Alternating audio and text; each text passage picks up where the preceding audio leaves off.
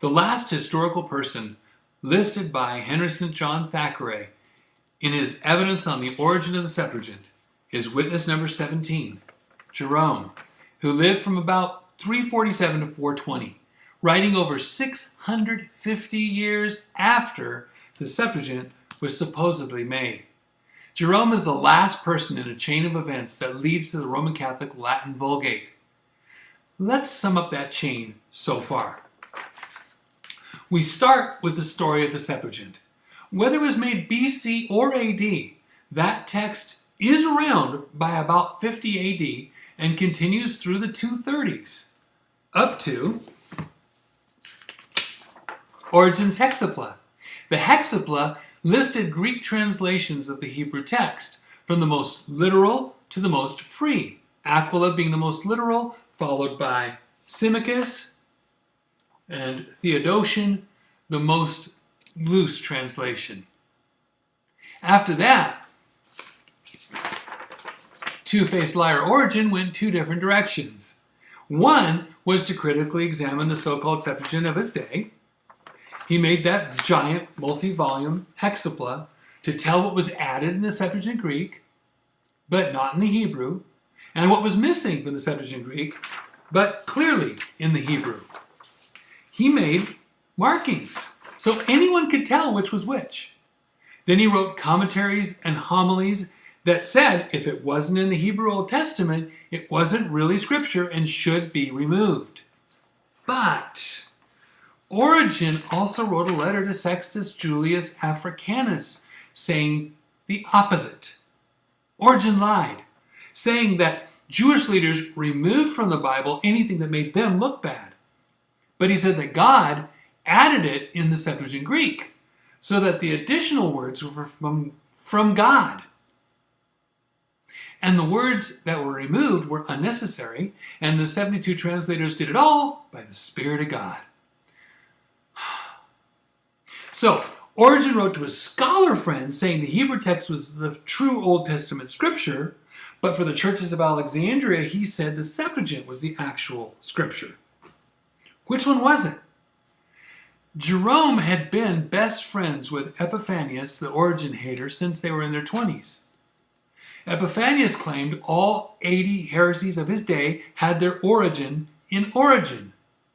But he said that Origen's Hexapla was wonderful. So, when Jerome was commissioned in 382 AD to make an official Roman Catholic Latin Bible, would he choose the Hebrew text or Origen's Greek text?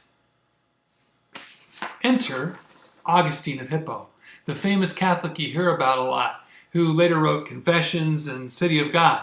He loved Origen's Greek text and wrote to Jerome that it would cause division if Jerome's Roman Catholic Latin Vulgate didn't use Origen's Greek. Augustine pled with Jerome in letters over 11 years from 394 to 405 AD to change any places that were different from the 70. But Augustine didn't have the Septuagint text. He had Origen's text from the 5th column of the Hexapla with all his added notes.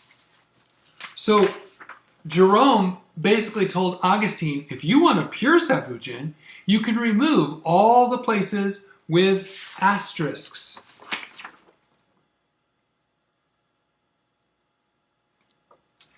Where Origen added in Theodotion's Greek translation of the Hebrew, where sections were missing in the Septuagint.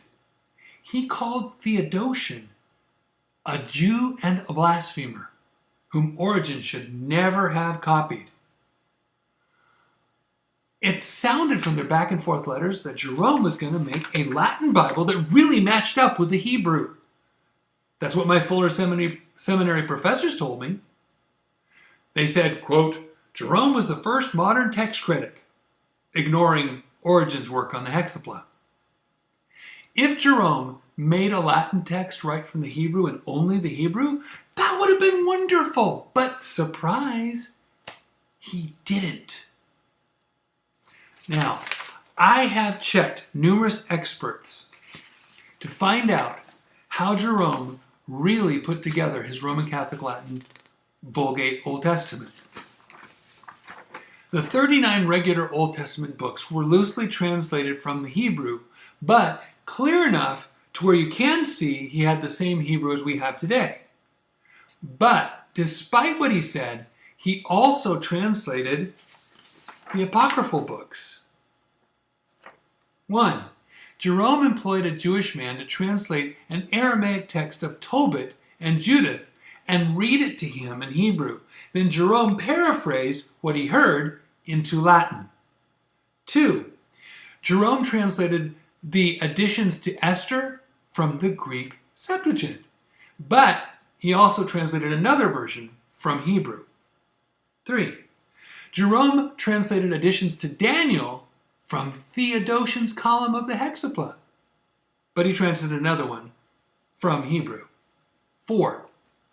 Jerome basically already had Latin texts for Baruch, the letter of Jeremiah, Wisdom of Solomon, Ecclesiasticus, Sirach, and 1st and 2nd Maccabees. 5. Jerome translated other books that were neither in the Septuagint or Hebrew. They were 4th Esdras, the Prayer of Manasseh, and the Epistle to the Laodiceans. So, in short, Jerome wrote against the Septuagint, but he translated parts of it anyway. Jerome wrote in his preface to Job, quote, "The Jewish Aquila, Symmachus, and Theodotion, Judaizing heretics," end quote. And yet, Jerome's Roman Catholic Latin Old Testament is blending all kinds of sources, including them. I would have thought he would have stuck to his convictions, but that is not the case. But there was one more test. I have tried to check the best copies of Jerome's Roman Catholic Vulgate that I can find. Mine is dated 2007. Here's the question. Did Jerome really trust the Hebrew for the 39 genuine Old Testament books, like my professor said? Take a look at 2 revealing verses. Genesis 3:15. With a single word, the doctrine was changed. In the real Bible, God said to the serpent, you can say it with me if you want to, quote, "And I will put enmity between thee and the woman, and between thy seed and her seed. It shall bruise thy head, and thou shalt bruise his heel." It refers to the woman's seed, who is Jesus Christ. But in Jerome's Vulgate, it says ipsa, she.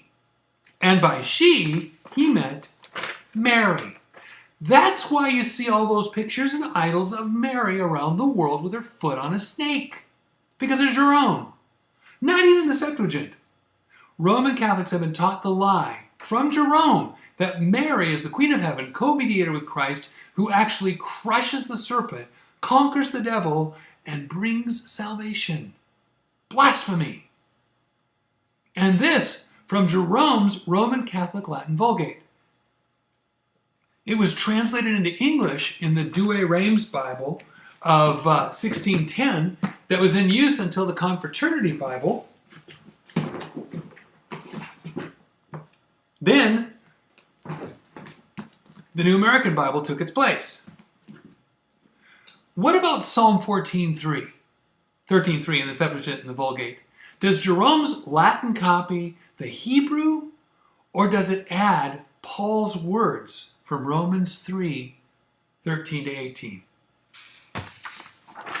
Surprise! Just like the Septuagint, Jerome adds all of Paul's words. Here it is, Latin Vulgate on the left, Douay Rheims on the right. Did the Roman Catholics say it didn't belong? Look at their commentaries. Here, many Greek and Latin texts insert the Old Testament quotations which were first combined in Romans 3:13 to 18. And here is a 1970 New American Bible. Same note. Remember, from the 405 to the 1970s, Roman Catholics had an official Bible that added Paul's words from Romans 3:13 to 18 into Psalm 14:3. If they were willing to change God's words here, what else were they willing to change? It is clear that Jerome is not trustworthy. On top of not fixing Psalm 14:3, he inserted a heresy into Genesis 3:15 to say she, Mary, would bruise Satan's head, indoctrinating generations of Mary worshippers. Now finally, let's see what he said about the origin of the Septuagint. This is from Jerome's preface to the Pentateuch. Quote, I know not who was that first lying author to construct the 70 cells at Alexandria, in which they were separated, yet all wrote the same words, whereas Aristeas, one of the bodyguards of the said Ptolemy, and long after him Josephus, have said nothing of the sort, but write that they were assembled in a single hall, the Latin words basilica, and conferred together. Look at Aristeas section 302. Not that they prophesied, for it is one thing to be a prophet, another to be an interpreter. And this is from Jerome's commentary on Ezekiel 2:5. That's on Ezekiel 5:12. Quote, Yet Aristeas and Josephus and the whole Jewish school assert that only the 5 books of Moses were translated by the 70. Did you notice the 2 supposedly most scholarly men of their time, Augustine and Jerome, kept calling the alleged translators of the Septuagint the 70? The letter of Aristeas, as we know, says 72.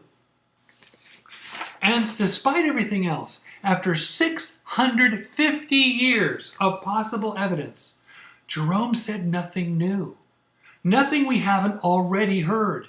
He is still basing a story off of the letter of Aristeas. Witness number 17. Jerome is excused.